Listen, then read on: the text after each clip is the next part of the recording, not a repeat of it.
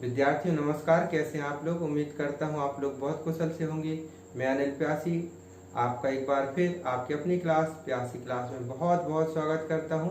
विद्यार्थियों, आज अपन कक्षा 12वीं भौतिक विज्ञान इकाई के स्थिर विद्युत के अंतर्गत वीडियो पार्ट 9 में अपन सबसे पहले पढ़ेंगे क्षेत्र सदिश, एरिया वेक्टर, इलेक्ट्रिक फ्लक्स यानी विद्युत फ्लक्स और सॉलिड एंगल यानी घन कोण।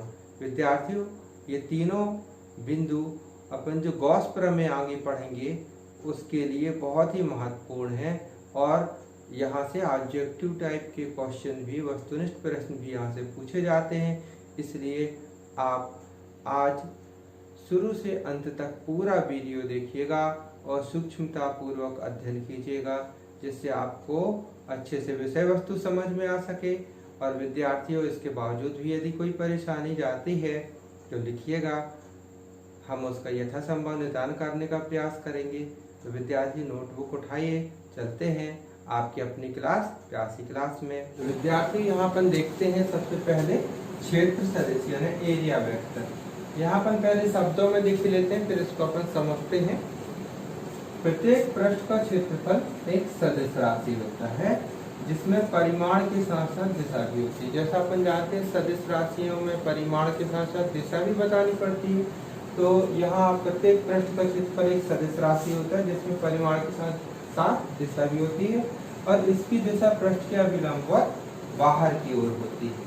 अब विद्यार्थियों, अपन इसको आगे पढ़ने के पहले थोड़ी समझना आवश्यक है, क्योंकि अपन अभी तक जो पढ़ते आए क्षेत्र वृत्ति में, जैसे एक आयत है, आयत की लंबाई 4 सेंटीमीटर, चौड़ाई 3 सेंटीमीटर, तो उसका क्षेत्रफल कितना होगा 12 सेंटीमीटर स्क्वायर, यही समझते थे।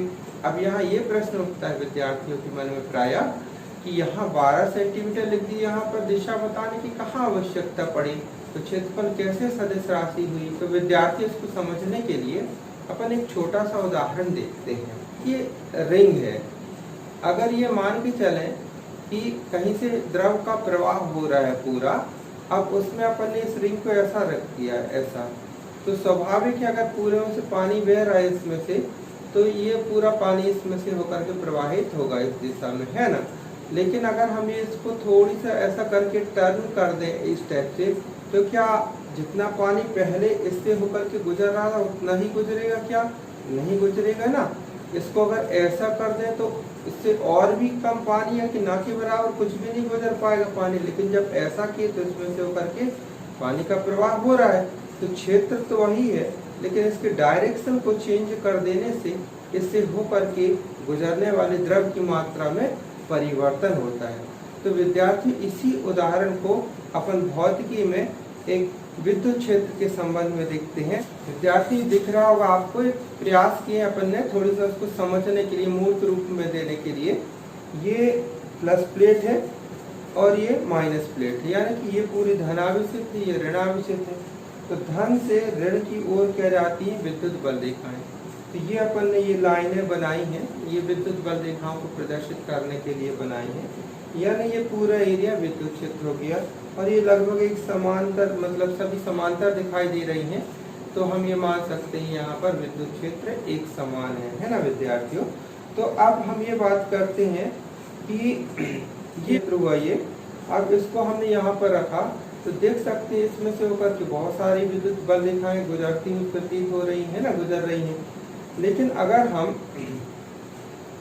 इसको इस डायरेक्शन में घुमा दें, ये दिख रहा होगा आपको इस डायरेक्शन में, तो आप इससे होकर के कोई भी बल रेखा नहीं गुजर पा रही हैं, या बहुत कम बल रेखाएं गुजरेंगी ऐसे में।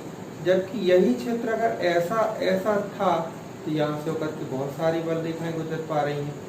तो विद्यार्थी, क्या होता है कि किसी पृष्ठ से अभिलंबत गुजरने वाली बल रेखाओं की संख्या को विद्युत फ्लक्स कहते हैं। ये अपन आगे पढ़ेंगे भी। तो विद्युत फ्लक्स एक भौतिक राशि हुई जो इस पृष्ठ से संबंधित थी, है ना। अब हम क्या कर रहे हैं कि इसके डायरेक्शन को चेंज कर रहे हैं ऐसे ऐसे करके, तो इससे होकर के गुजरने वाली अभिलंबित बल रेखाओं की संख्या में परिवर्तन हो रहा है, यानी विद्युत फ्लक्स बदल रहा है। तो डायरेक्शन बदलने से, समझिएगा बात को, डायरेक्शन बदलने से इसका विद्युत फ्लक्स चेंज होता है। और विद्युत फ्लक्स भौतिक राशि है, और यानी कि भौतिक राशि में बदलाव हो रहा है, उसका परिमाण बदल रहा है, क्यों बदलना, क्योंकि इसके हम डायरेक्शन बदल रहे हैं। तो क्या स्पष्ट हुआ कि क्षेत्र की दिशा महत्वपूर्ण है ना। भौतिकी में क्षेत्र की दिशा, क्षेत्रफल की दिशा महत्वपूर्ण है, इसलिए क्षेत्रफल एक सदिश राशि है। अब विद्यार्थी क्षेत्रफल एक सदिश राशि है तो इसकी दिशा कहाँ होती है। तो अपन ने ये परिभाषा में लिखा है आपने कि क्षेत्रफल एक सदिश राशि, परिमाण के साथ साथ दिशा भी होती है। इसकी दिशा पृष्ठ के अभिलंबवत बाहर की ओर होती है। अब यहाँ फिर से प्रश्न उठता है कि बाहर की ओर से आशय क्या। तो विद्यार्थी यहाँ फिर एक उदाहरण लेते हैं अपन। माना कि एक पृष्ठ है, माना हम इसको दैनिक जीवन में ले रहे हैं कि ये जैसे मकान बना हुआ, घर बना हुआ है, तो ये उसका छत है। अब यहाँ भी रहते हैं और इसके ऊपर भी मकान, घर बना हुआ है, मकान बना हुआ है, यहाँ भी लोग रह रहे हैं। तो जो नीचे जो लोग रह रहे हैं उनके लिए कौन सा पृष्ठ महत्वपूर्ण या विचाराधीन होगा। उनके लिए जो नीचे की जो सीलिंग है ये वाली विचाराधीन होगी। तो उनके लिए पृष्ठ का अभिलंब क्या होगा, नीचे की ओर होगा। लेकिन यही पृष्ठ, यही क्षेत्र अगर ऊपर से हम देख रहे हैं तो ऊपर के लोगों को ये वाला पृष्ठ विचाराधीन माना जाएगा, उनके लिए ये वाला पृष्ठ विचाराधीन माना जाएगा। तो उनके लिए अभिलंब की दिशा क्या होगी, जस्ट ऊपर की ओर होगी, इस दिशा में होगी, है ना। तो क्या आशय हुआ कि पृष्ठ की दिशा क्या होती है, अभिलंबत बाहर की ओर। लेकिन पृष्ठ कौन सा लिया जाएगा, उसकी अभिलंबत दिशा बाहर की ओर कौन सी ली जाएगी, जो विचाराधीन है।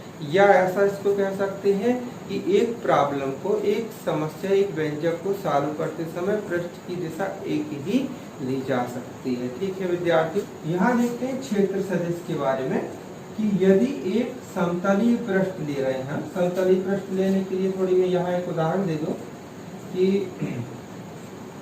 एक पहले अक्ष बना दो तो आपको ज्यादा अच्छे से समझ में आ जाएगा। ये एक्स अक्ष ले लिया अपन ने, यहाँ पर ये वाई अक्ष ले लिए, तुमसे ज्यादा झुक गया, ये थोड़ी कल्पना करनी पड़ेगी आपको। ये वाई अक्ष ले लिए और ये जेड अक्ष।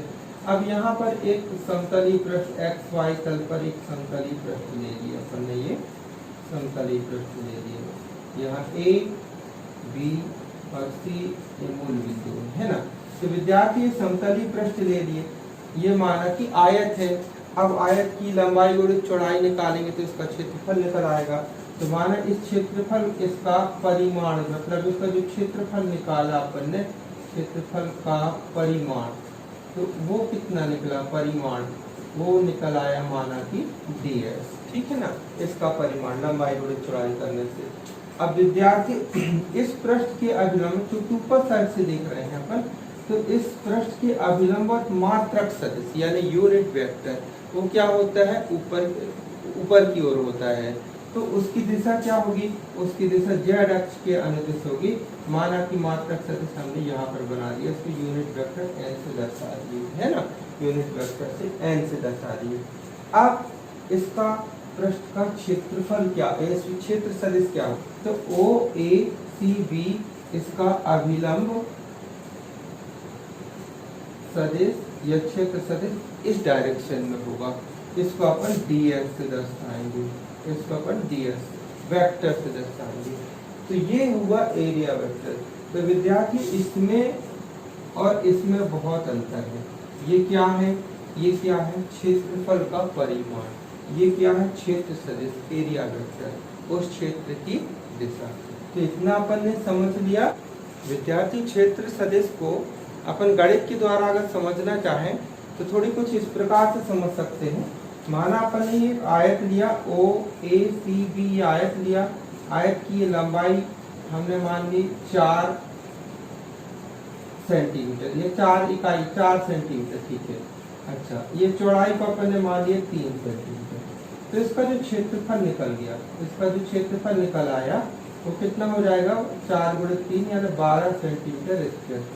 ये कहलाया ds का मान कहलाया, ये ds का मान कहलाया। अच्छा, अब OA का मान कितना होगा जरा देखें। OA वेक्टर का, OA वेक्टर का मान क्या होगा, सदिश OA का मान। तो आपने सदिश बीजगणित में पढ़े होंगे कि OA यानी x अक्ष के अनुदिश मात्रक सदिश को कैसे दर्शाते हैं, I से, है ना। और y अक्ष के अनुस्मात्रक सदिश को j से और z अक्ष के अनुस्मात्रक सदिश को k से दर्शाते स्मॉल k से, है ना। स्मॉल k से दर्शाते। तो अब यहाँ देखते हैं OA इक्वल टू कितना होगा, तो इतना मान कितना था 4 और इसके अनुस्मात्रक सदिश है I, तो OA का मान हो गया 4I। अब OB का मान कितना होगा, OB का मान कितना हो जाएगा 3, लेकिन वेक्टर OB की बात कर रहा हूँ 3, लेकिन इसके अनुस्मात्रक सदिश j है 3j। अब रही बात हम इन दोनों का गुणा करें, क्योंकि क्षेत्रफल सदिश राशि तो कौन सा गुणा करना पड़ेगा, यहाँ पर क्रॉस गुणा यानी सदिश गुणा करना पड़ेगा। तो OA cross OB equal to अपन निकालें तो लिखेंगे 4I क्रॉस 3j, तो 4 गुणित 3 यानी 12, लेकिन I का j में गुणा करेंगे तो ये अपन ने गणित में पढ़ा है I गुणित j करते हैं क्रॉस गुणा में तो बनता है k। तो ये 12k, ये जो निकल आया ना इतना, ये क्या निकल आया, ये निकला ds, है ना। ये वैल्यू का की निकल आई ds की वैल्यू, वेक्टर ds की एरिया वेक्टर की एरिया वेक्टर का मान ये निकल आया, ठीक है। तो ये कहलाता है, ये ds कहलाता है, ठीक है। विद्यार्थी अपन ने उदाहरण, गणितीय उदाहरण के द्वारा भी अपन ने समझ लिया कि क्षेत्रफल सदिश राशि किस प्रकार हुई। अब यहाँ आपको ये समझ में आ गई होगी बात कि एरिया वेक्टर ds बराबर ये ds का परिमाण मतलब क्षेत्रफल का परिमाण गुणित उसकी दिशा में अभिलंबवत मात्रक सदिश एकांक सदिश। चित्र में अपन देख लिए अपन ने, ये जो क्षेत्रफल था आयत, आयत का क्षेत्रफल ds था परिमाण, लेकिन इसके अभिलंबवत मात्रक सदिश z अक्ष के अंदर गया, यूनिट वेक्टर n से दर्शाया, तो इसलिए इसका एरिया वेक्टर ये हुआ ds, ये कहलाया, है ना। ये अभिलंबवत ऊपर बाहर की ओर अपन ने बना दिया क्योंकि पृष्ठीय वाला दिखता है।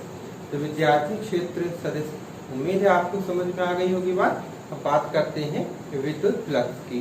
देखिए लेते हैं विद्युत क्षेत्र में स्थित किसी पृष्ठ के अभिलंबवत गुजरने वाली कुल बल रेखाओं की संख्या को उस पृष्ठ से गुजरने वाला विद्युत फ्लक्स कहते हैं। इसको फाई ई से दर्शाते हैं, और यह एक अदिश राशि है। लेकिन विद्यार्थी थोड़ी इसको अपन समझे, वास्तव में जो फ्लक्स शब्द है वो द्रव गति या हाइड्रोडायनामिक्स से में ज्यादा प्रयोग किया जाता है। फ्लक्स का शाब्दिक अर्थ एक प्रकार से बहाव से भी देख सकते हैं। जैसे अपन ने एक उदाहरण लिया था रिंग का, तो फिर से मैं वही उदाहरण लेना चाहता हूँ समझाने के लिए, समझने के लिए अपन बात को, कि द्रव प्रवाह के मार्ग में जैसे ये रिंग रखा हुआ, ऐसी पोजीशन जब रहेगी इस रिंग की, तो इसमें से होकर के अधिकतम द्रव प्रवाहित होगा। लेकिन इसको अपन ने ऐसे घुमा दिया तो इसमें से होकर के द्रव का प्रवाह कम हो जाएगा, यानी कहने का ये ना के बराबर होगा। कहने का तात्पर्य ये द्रव के प्रवाह की दिशा किस दिशा, ये इस दिशा, और ये इसके लंबवत, यानी जब पृष्ठ लंबवत हो तो द्रव अधिकतम प्रवाहित होगा, है ना। और जब पृष्ठ जो है इसी के समांतर हो जाए, बिल्कुल इसी डायरेक्शन में हो जाए, समांतर हो जाए, ठीक है, उस स्थिति में से होकर के द्रव नहीं गुजरेगा, अर्थात द्रव का प्रवाह न्यूनतम होगा। बिल्कुल यही अवधारणा लेकर के चलते हैं विद्युत क्षेत्र के संदर्भ में, तो ये बात बन जाएगी अपनी विद्युत फ्लक्स की। विद्यार्थियों समझने के लिए यहाँ पर एक अपन ने मॉडल लिया हुआ है, ये प्लस प्लेट, ये माइनस प्लेट, यानी कि ये धन आवेशित प्लेट हो गई, यहाँ पर ऋण आवेशित, तो धन से ऋण की ओर ये जो लाइनें बनी हुई है बल रेखाओं को प्रदर्शित करने के लिए अपन ने बनाया, यानी ये विद्युत क्षेत्र हो गया। लाइनें एक समांतर है, इसलिए एक समान विद्युत क्षेत्र हुआ। अब यहाँ पर हम ये पृष्ठ की बात करते हैं विद्यार्थियों, ये जो पृष्ठ है ऐसी पोजीशन में ये लंबवत है, तो इससे होकर के देख रहे हैं कि बहुत सारी बल रेखाएं गुजरेंगी इस पोजीशन में, दिखाई दे रहा होगा आपको, 1 मिनट में फिर से बता रहा हूँ। ऐसी पोजीशन में बहुत सारी बल रेखाएं गुजरती हुई इसमें से प्रतीत होंगी, ठीक है ना, गुजरेंगी। लेकिन इसको हम ऐसे कर दें तो इस पृष्ठ से होकर के बल रेखाएं नहीं गुजरेंगी। आपको ये पॉइंटर दिख रहा होगा, ये वाला पॉइंटर, ये वाला, ये क्षेत्र सदिश को दर्शाने के लिए। चलिए इसको अपन अभी समझेंगे। अब ये इतना बहुत समझे अपन कि जब पृष्ठ लंबवत है, किसके लंबवत है, विद्युत क्षेत्र की, ये विद्युत क्षेत्र की दिशा है, बल रेखाओं की दिशा विद्युत क्षेत्र की दिशा है, विद्युत क्षेत्र के लंबवत है क्या है, पृष्ठ, तो इस दिशा में फ्लक्स अधिकतम होगा। और जब विद्युत क्षेत्र के समांतर हो जाए पृष्ठ तो इससे बद्ध फ्लक्स न्यूनतम या शून्य हो जाएगा। लेकिन विद्यार्थियों, ये जो पृष्ठ का क्षेत्र सदिश है और ये बल रेखाओं की दिशा यानी क्षेत्र की दिशा, विद्युत क्षेत्र की दिशा, इनके बीच में कोई कोण हो तो, थीटा कोण हो तो डायग्राम के माध्यम से थोड़ी सा समझेंगे। विद्यार्थी यहाँ पर इसको समझने के लिए यहाँ एक उदाहरण लेते हैं। ये कोई पृष्ठ है जिसका क्षेत्रफल है ds और E है ये विद्युत बल रेखा, E विद्युत क्षेत्र है जिसकी दिशा अपन ने ऐसे अपन ने बनाई है, बल रेखा की दिशा ये बनाई है, बल रेखा की दिशा जो कि क्षेत्र की दिशा भी होती है। और ये जो है ये पृष्ठ का अभिलंब यानी एरिया वेक्टर ये ऊपर की ओर है एक्चुअली, पर अपन ने इसको ऐसा बनाया है ये। अब क्षेत्र से ये ds के बीच बना कोण थीटा है, यानी विद्युत क्षेत्र की दिशा और एरिया वेक्टर क्षेत्र का जो क्षेत्र जो लिए है, जो पृष्ठ लिए है उसकी एरिया वेक्टर के बीच बना कोण थीटा है। तो इस पृष्ठ से गुजरने वाला विद्युत फ्लक्स d फाई E बराबर हो जाएगा, चूंकि ये कौन सी राशि है, अदिश राशि है, तो इन दोनों का गुणा करना पड़ेगा वेक्टर E डॉट ds। अब अपन ने सदिश बीजगणित में सूत्र पढ़ा A dot B equal to क्या होता है, AB cos थीटा, है ना। तो ये आगे क्या बन जाएगा, E ds cos थीटा, जहाँ थीटा क्या है, E और ds वेक्टर ds के बीच बना कोण। तो यहाँ से एक प्रकार से दूसरी परिभाषा भी निकल कर के आ जाती है। तो विद्यार्थियों, अपन ने जो पढ़ा उसको आप लोग नोट भी कर लीजिएगा कि किसी पृष्ठ से गुजरने वाला विद्युत फ्लक्स विद्युत क्षेत्र की तीव्रता E और सदिश क्षेत्र सदिश जो ds है उसके कोण से गुणा डॉट गुणा यानी अदिश गुणा के बराबर होता है। अब स्थिति थोड़ी सी समझ लेते हैं कि फ्लक्स का मान कब अधिकतम कब न्यूनतम हो सकता है। तो जब पृष्ठ विद्युत क्षेत्र के समांतर है, विद्युत क्षेत्र ये है ना, और पृष्ठ अपन ने ले लिया ये समांतर, ये जो पृष्ठ है ये समांतर ले लिए, ये समांतर ये, ठीक है। ऐसे में लंबवत है, ऐसे में लंबवत ये क्षेत्र के समांतर ले लिए। तो जब समांतर ले लेंगे तो थोड़ी सा देखिएगा, विद्युत बल रेखा ये है और ये जो पृष्ठ का विलंब, दोनों के बीच का कितने अंश का कोण बनेगा, 90 अंश का कोण बनेगा ना। विद्युत क्षेत्र ये हुआ, ये जो लाइनें गई विद्युत क्षेत्र की दिशा है, और ये अपन ने राउंड वृत्तीय क्षेत्र लिया, और ये जो पॉइंटर दिख रहा है ये पॉइंटर काय को दर्शाता है, क्षेत्र सदिश को। तो यहाँ पर देख रहे हैं क्षेत्र के समांतर रख दिए। तो जब क्षेत्र के समांतर रख दिए तो विद्युत क्षेत्र और विद्युत क्षेत्र यानी E और ds के बीच बना कोण कितने अंश का दिखाई दे रहा होगा आप लोगों को, 90 का दिखाई देगा, स्वाभाविक है ना। 90 अंश का कोण दिख रहा होगा, ये यहाँ पर ही 90 अंश का कोण दिखाई देगा, ठीक है। तो जब 90 अंश का कोण दिखाई देगा तो थीटा इक्वल टू सूत्र में क्या रख देंगे, यहाँ पर जो सूत्र निकला हुआ है 90, तो क्या हो जाएगा, वो तो थीटा बराबर 90 अंश, तो कितना हो जाएगा, d फाई बराबर E ds cos 90। cos 90 का मान कितना होता है, शून्य होता है। तो d फाई का मान कितना आ जाएगा, d फाई E का मान कितना आ जाएगा, 0। अर्थात जब पृष्ठ विद्युत क्षेत्र के समांतर होगा तो फ्लक्स कितना होगा, शून्य होगा। और जब पृष्ठ विद्युत क्षेत्र के लंबवत हो, चलिए पृष्ठ लंबवत हो गया ये इस पोजीशन पर, अब इस स्थिति में ये ds है, ये जो दिख रहा है ये ds दिख रहा होगा ये, और ये विद्युत बल रेखा विद्युत क्षेत्र दोनों के बीच का कोण कहाँ बना, 0 डिग्री बना कोण है ना। तो उस स्थिति में मान कितना हो जाएगा, स्थिति सेकंड, जब पृष्ठ यहाँ पर क्या लिए थे, समांतर, जब पृष्ठ विद्युत क्षेत्र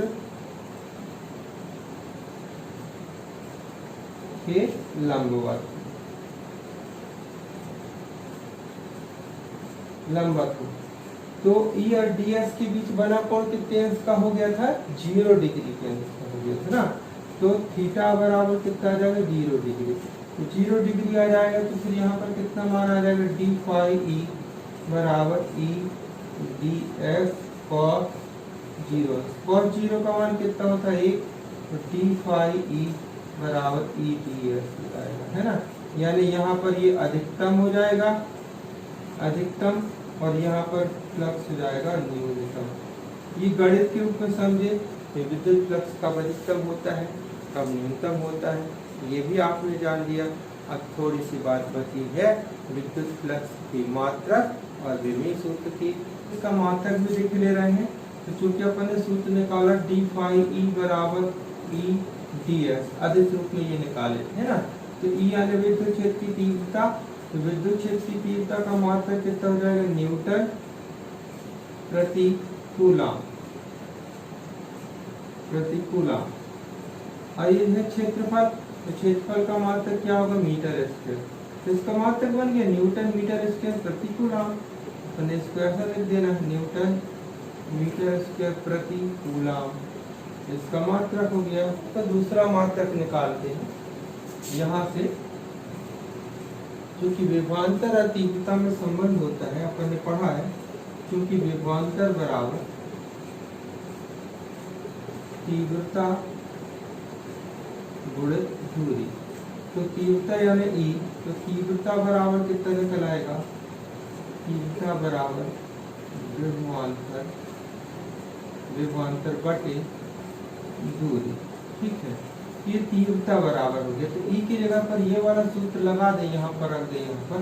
तो कितना हो जाएगा, डी फाई ई बराबर कितना हो जाएगा, विभवांतर, ये यहाँ पर अपने तीव्रता का ये वाला सूत्र लिख दिया, विभवांतर बटे दूरी, और ये डी एस क्या हुआ, क्षेत्रफल हो गया।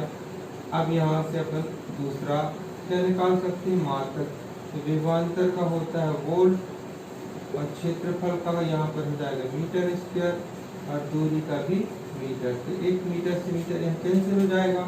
इसका दूसरा मात्रक क्या बन जाएगा, इसका दूसरा मात्रक यहाँ से बन जाएगा, 1 मीटर कैंसिल हो जाएगा। इसका दूसरा मात्रक हो जाएगा वोल्ट गुणित मीटर, वोल्ट मीटर। ठीक है, तो ये भी इसका मात्रक कहलाएगा। विद्युत फ्लक्स की विमीय सूत्र की बात करते हैं, वही सूत्र देख रहे हैं, डी फाई बराबर ई डी एस।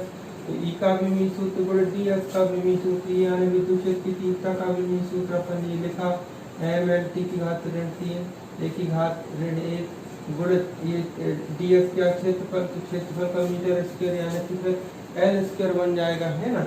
अब यहाँ से क्या करें, इसको हल कर दें। अब एम एक बार, फिर एल यहाँ 2, यहाँ 1, 3 हो गए, घात 3 टी की घात ऋण 3 एक की घात ऋण 1, ये हो गया इसका विमीय सूत्र।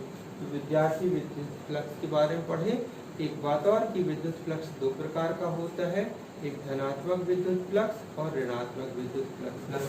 तो यदि बल रेखा पृष्ठ के अभिलंबत बाहर की ओर जाए, है ना, बाहर की ओर जाए, तो उसे अपन धनात्मक विद्युत फ्लक्स कहलाए, तो उसे अपन धनात्मक विद्युत फ्लक्स कहते हैं। इसको अपन ये भी कह सकते हैं कि विद्युत फ्लक्स अभिसरित होता है। ऐसी स्थिति में विद्युत फ्लक्स अभिसरित होता है, यानी फैल रहा होता है, फैलना होता है, ये बाहर की ओर फैलना होता है, अभिसरण का फैलती, अभिसरित हो। तो ऐसी स्थिति में विद्युत फ्लक्स धनात्मक होगा। और जब बल रेखा पृष्ठ के अभिलंबत अंदर की ओर आती हुई प्रतीत हो या आ रही हो, तो ऐसी स्थिति में क्या होगा, विद्युत फ्लक्स ऋणात्मक होगा, है ना। इसको अपन अपसरित विद्युत फ्लक्स भी कहेंगे कि ऐसी स्थिति में विद्युत फ्लक्स अपसरित हो रहा होगा। यानी कि जैसे यहाँ पर ये गोली पृष्ठ ले लिए, बल रेखा अभिलंबत ऐसी आ रही है, पृष्ठ की ओर आ रही है, अंदर की ओर आ रही है, तो ऐसी स्थिति में हम कहेंगे ये अपसरित विद्युत फ्लक्स या ऋणात्मक विद्युत फ्लक्स है। तो विद्यार्थी विद्युत फ्लक्स के बारे में आपने समझ लिया। बात करते हैं घन कोण की, कि किसी भी पृष्ठ द्वारा किसी बिंदु पर बनाए गए कोण को घन कोण कहते हैं। ये भी अपन देखेंगे कि किसी बंद पृष्ठ द्वारा उसके अंदर स्थित किसी बिंदु पर निर्मित घन कोण का मान 4 पाई होता है। कैसे, अभी इस परिभाषा को और थोड़ी सी समझ जाए कि जैसे कोई भी पृष्ठ ले लिए, माना कि हमने ये गोलीय पृष्ठ ले लिया, ठीक है, गोलीय पृष्ठ ले लिया। अब गोलीय पृष्ठ की ये परिसीमा ले लें, माना ये परिसीमा ले लें, पूरी बाउंड्री ऐसे करके ले लें, ऐसे करके। अब चित्र में अपन ऐसे देखेंगे कि माना एक गोल है, जो हाथ में लिए ना, ये गोल है, ये बॉल है। अब इसकी ये परिसीमा ये जो दिए है, अब ये परिसीमा पर स्थित प्रत्येक बिंदु लेना पड़ेगा। ये प्रत्येक बिंदु इस साइड के ये पूरे बिंदु अपन ने ले लिए। अब यहाँ पर ही कोई बाहर एक बिंदु ले लिए, यहाँ से मिला करके ऐसे करके लाइन खींचे ऐसे करके, यानी एक प्रकार से कोण बनेगी, शंकु बनेगा यहाँ पर, है ना, कोण बनेगी यहाँ पर। तो यहाँ पर जो निर्मित होगा ये घनकोण कहलाता है। ये बाहर है बिंदु, है ना, लेकिन अगर ये बिंदु पृष्ठ के अंदर स्थित हो तो फिर यहाँ पर कोण, इसका कोण, घनकोण का मान 4 पाई हो जाता है। कैसे देखते हैं अपन। तो विद्यार्थी यहाँ पर अपन ये मान लें कि माने ये वृत्त है और ये यहाँ पर इसका केंद्र है, तो कोण बराबर चाप बटे त्रिज्या, कोण बराबर चाप बटे त्रिज्या। ये सूत्र अपन ने कक्षा 10वीं में भी पढ़े, 8वीं में भी पढ़े हैं। तो जैसे केंद्र पर बना कोण यहाँ पर थीटा, तो थीटा बराबर चाप, ये वाली लाइन देंगे तो चाप, यहाँ पर अभी चाप पी क्यू लिख देंगे, चाप पी क्यू लेना पड़ेगा, है ना, और त्रिज्या यानी ये आर लेना पड़ेगा। अब हम ये बात करेंगे अभी पी से क्यू, अगर इसको पूरा ऐसे करके घुमाते हुए ये पूरा यहाँ तक राउंड लिया है, तो जो चाप पी क्यू है इसकी जगह पर क्या लिखना पड़ेगा, एक चक्कर में तय की गई दूरी लिखना पड़ेगा। चाप इतना बड़ा बन जाएगा तो ये कितनी हो जाएगी 2 पाई आर, तो बटे में आर लिखा है, तो आर से आर कैंसिल हो जाएगा, तो कितना आएगा 2 पाई आएगा। ये एक पूर्ण चक्र में वृत्त के केंद्र पर बना कोण कहलाएगा। तो विद्यार्थियों अब बात कर लें यहाँ पर गोलीय वस्तु की, इसकी कल्पना करें, है ना। तो यहाँ पर क्या लिखना पड़ेगा, यहाँ पर एक राउंड में तो आपने 2 पाई आर लिख दिया था, यहाँ पर तो पूरा एक ये लिखना पड़ेगा। ये क्या कहला जाएगा, इसका सरफेस, पृष्ठ। तो गोले का पृष्ठ कितना होता है, गोले का पृष्ठीय क्षेत्रफल क्या लिखना पड़ता है। तो यहाँ पर क्या हो जाएगा, घनकोण का सूत्र कैसा बन जाएगा, घनकोण। तो यहाँ पर चाप की जगह पर क्या लिखना पड़ेगा, पृष्ठीय क्षेत्रफल, पृष्ठीय क्षेत्रफल, ठीक है। अब यहाँ पर तो त्रिज्या से काम चल रही थी बात, लेकिन चूंकि यहाँ क्षेत्रफल की बात हो रही है तो यहाँ पर r की जगह पर r² लिखना पड़ेगा, ठीक है। अब इससे अपन देखें पृष्ठीय क्षेत्रफल, तो गोले का पृष्ठीय क्षेत्रफल कितना होता है विद्यार्थियों, 4 पाई r², और नीचे r² लिखा हुआ है तो r² कैंसिल, 4 पाई। सिंपल, किसी बंद पृष्ठ द्वारा उसके अंदर किसी स्थित बिंदु पर बना कोण, घनकोण का मान 4 पाई क्यों होता है, ये अपन ने समझ लिए। यद्यपि घनकोण विमाहीन राशि है, लेकिन इसको अन्य भौतिक राशियों से पृथक करने के लिए इसका मात्रक स्टेरेडियन लिखा जाता है ना, स्टेरेडियन। और समतलीय कोण का मात्रक रेडियन होता है ना, इसका स्टेरेडियन होता है। विद्यार्थी पूरा पृष्ठ अपन ने ले लिया तो घनकोण का मान 4 पाई निकल आया था, पूरा गोले का पृष्ठ ले लिए थे। लेकिन अगर हम गोले का छोटा सा पृष्ठ लें, बहुत छोटा सा अल्पांश लें, इतना, तो इसके द्वारा निर्मित घनकोण की बात निकालना हो तो वहां पर कैसे करना पड़ेगा। जैसे हम कहें कि ये बिंदु P पर बहुत छोटा सा ये निकाल दिए अल्प पृष्ठ छोटा सा, अब यहाँ कोई बिंदु है ओ, यहाँ पर इस अल्प पृष्ठ के द्वारा निर्मित घनकोण की बात करूँ तो ये d ओमेगा कहलाएगा। इसका मान कितना निकला करता है, ये सूत्र से निकलता है, अल्प पृष्ठ द्वारा निर्मित घनकोण का मान d ओमेगा बराबर dx cos थीटा बटे r²। dx cos थीटा इस पृष्ठ क्षेत्रफल का घटक है ना, और r² ये लिखा हुआ है। ये सूत्र की निष्पत्ति भी देख सकते हैं, लेकिन इसे अपन किसी और वीडियो में देखेंगे। तो विद्यार्थियों कैसी रही आज की क्लास, उम्मीद करते हैं आपको विषय वस्तु समझ में आ गई होगी।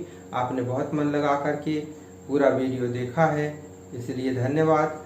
और यदि आप पहली बार इस चैनल में आए हैं, तो पहली बार वीडियो भी देख रहे हैं ये वाला, तो आप चैनल को सब्सक्राइब कर लीजिएगा। इससे होगा क्या कि जैसे ही हम वीडियो बनाएंगे तो इसी तरह के वीडियो आपको पूरी भौतिक विज्ञान के कंटिन्यू क्रमशः मिलते रहेंगे।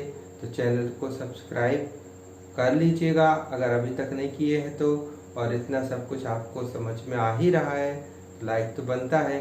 और उन दोस्तों के लिए, आपके उन मित्रों के लिए जो वीडियो को नहीं देख पाए हैं या उन तक सामग्री नहीं पहुंच पा रही है, तो शेयर करना तो बनता है। तो शेयर कीजिएगा और पढ़ते रहिए घर में। विद्यार्थियों, मिलते हैं अगली क्लास में एक नई विषय वस्तु के साथ। तब तक के लिए थैंक यू, बाय।